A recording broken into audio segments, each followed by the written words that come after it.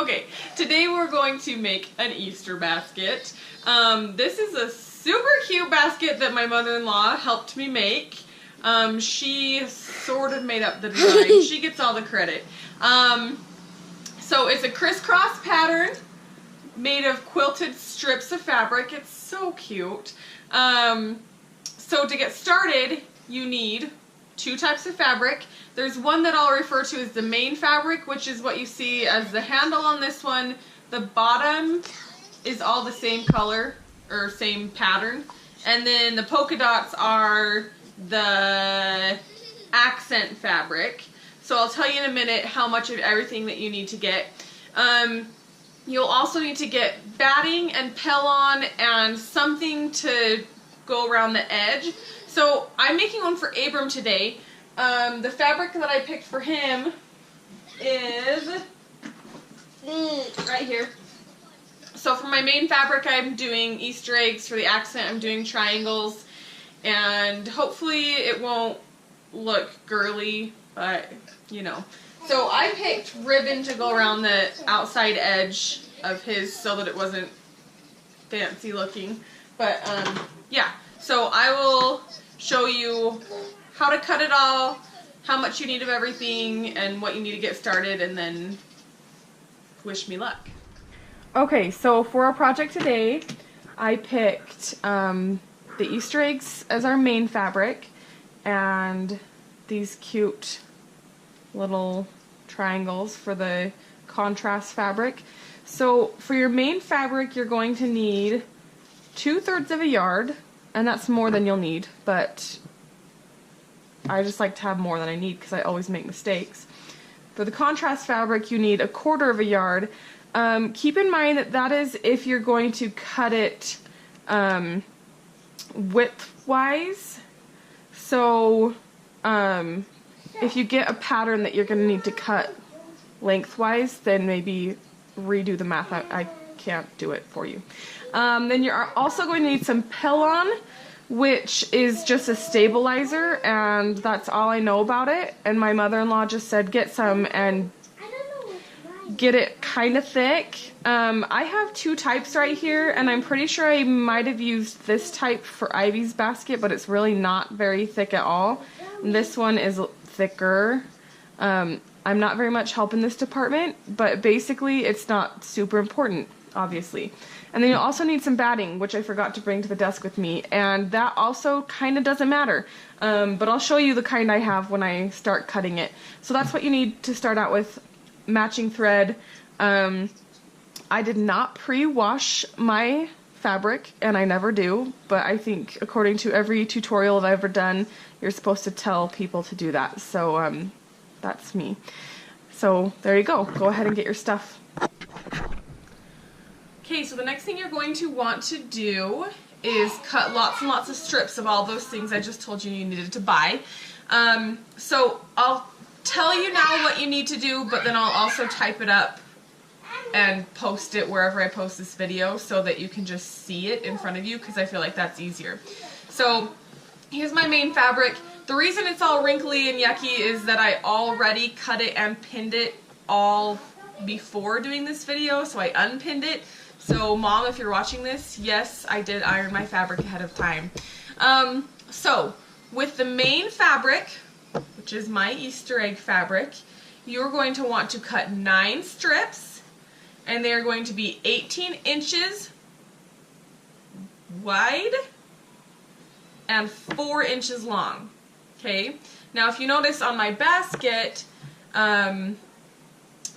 the strips are not that wide because the idea is that you're folding it over. So you're kind of doubling the length of the fabric. I don't know my lengths and widths, so just whatever. Long, 19 inches, short, 4 inches. 9 of those, okay? For your contrast fabric, it's 32 inches by 4 inches, and so they're going to be lots longer. That's the fabric that has to wrap around the basket. With your batting, you'll basically need 2 strips of batting for every 1 strip of fabric you have. So for the 19-inch ones, you'll need 18 of them, and they're just 1.5 inches. And then for your contrast ones, you'll need 6, and they're also 1.5 inches. Okay, so with your Part1, you need just 1 strip of Part1 for each strip of fabric that you did, and so you'll just do the same measurements, 9 of these and 3 of the others, and they are also just 1.5 inches wide. Okay, so once you have all your strips cut, you're going to layer it. You'll have your fabric on the bottom. You'll put a layer of batting in the middle, layer of Part1, and then another layer of batting. And then all you'll do is fold over your fabric. And so I have it, this main fabric is 4 inches. It's supposed to overlap a little but not a lot, but definitely err on the side of overlapping, because there are some parts of my first basket that really didn't overlap enough and it's not pretty, but you know, Ivy still likes it anyways. So you're just going to pin like this. I put lots of pins in mine just because of my first experience with it not being overlapped quite enough. So I don't really leave any room for it to be unoverlapped. But do try and keep it nice and straight. Try and keep that edge in the middle so that when you're sewing, the middle seam doesn't look, you know, whatever the word is, off center, or it doesn't wobble back and forth, which is pretty characteristic of my seams, so, you know, it's okay. But you're trying to keep it about the same the whole way, and you're going to pin all your fabrics like this. Your strips, fabrics, you know, whatever.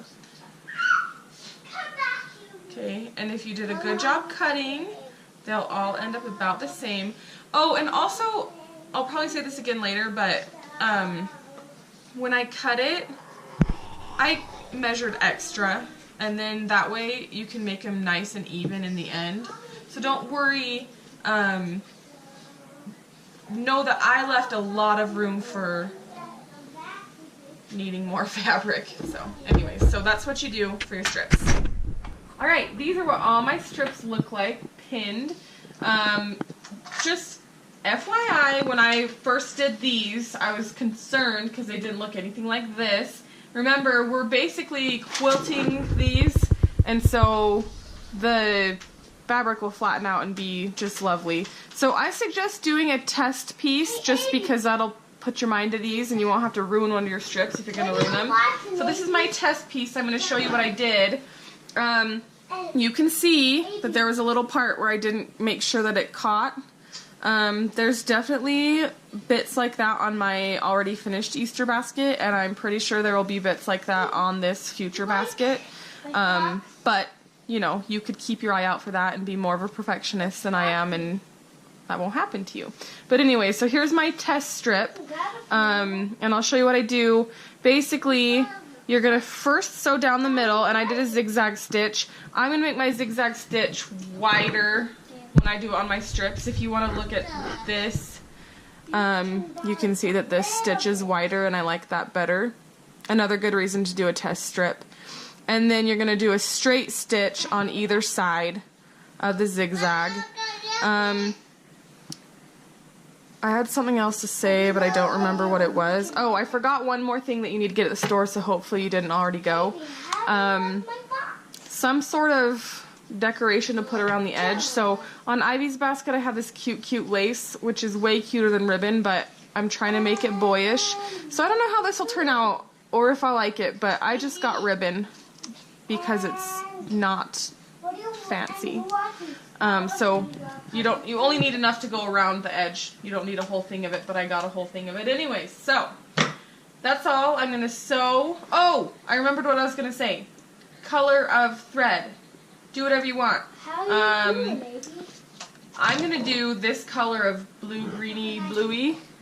on all of my triangle-y ones. On this one, I did green in the middle and pink on the outside. That's cute. I'll probably do white on this one.